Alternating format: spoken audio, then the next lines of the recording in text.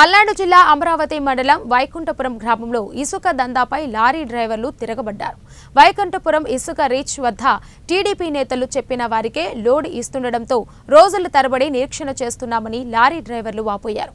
పేరుకే ఉచిత ఇసుక అని కప్పం కడితేనే లోడింగ్ చేస్తున్నారని వెంటనే అధికారులు స్పందించి తగు న్యాయం చేయాలని లారీ డ్రైవర్లు ఓనర్లు కోరారు. లారీ ఓనర్ నాకు 4 లారీలు ఉన్నాయి. మేము గుంటూరు నుంచి వచ్చామండి. గుంటూరు దగ్గర ప్రతిరోజు ఉదయం 6:30కు వచ్చి స్కూల్ పిల్లల్లాగా సాయంత్రం 9 దాకా ఇక్కడ ఉండి వెళ్ళిపోతున్నాం. ఒక్క ట్రిప్పు లారీ లోడ్ చేయించుకోవడం కోసం మధ్యాహ్నం పూట కూడా అన్నం గిన్నం కూడా ఏం తినకుండా దుమ్ములో నుంచొని ఏంది వచ్చి బళ్ళం పడ దిగబడి ఒక్క ట్రిప్పు రాసుకొని చాలా అనిపిస్తుంది. మేము కూడా ఇలా రాకపోతే ఇంకా లారీ డ్రైవర్లు కూడా ఎవరు బళ్ళకి రారు.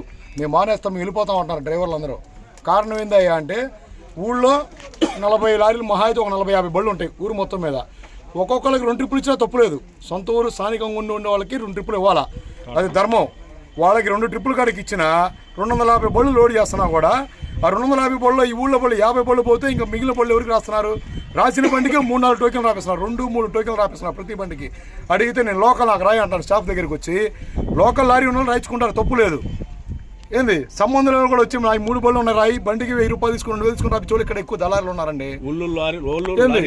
లారీలు ఊళ్ళో లారీలు ఉన్నా వాళ్ళకి 1-2 ట్రిప్పులు ఇవ్వడం వాళ్ళకి అది ధర్మం, ఎవరికైనా ఇస్తారు.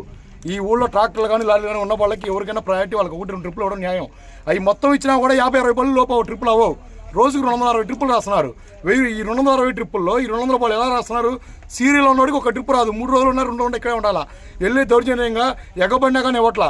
1000 రూపాయలు ఇవ్వడం పిలిచిదికో 1000 రూపాయలు ఇస్తాం రాయనా, 500 ఇస్తాం, 2000 ఇస్తామన్నా, చిన్న టాటర్కి 500 ఇస్తామంటే వాళ్ళు తీసుకెళ్ళి రాపిస్తారు. అప్పుడు మాత్రమే బిల్లు వచ్చింది. ఆ సిస్టమ్ మాత్రమే ఇక్కడ నడుస్తుంది. లారీలు మొత్తం ఒక సీరియల్లో పెట్టి దగ్గరకు ప్రతి లారీకి ఒక టోకెన్ కాడికి ఎందుకు ఇవ్వట్లేదు?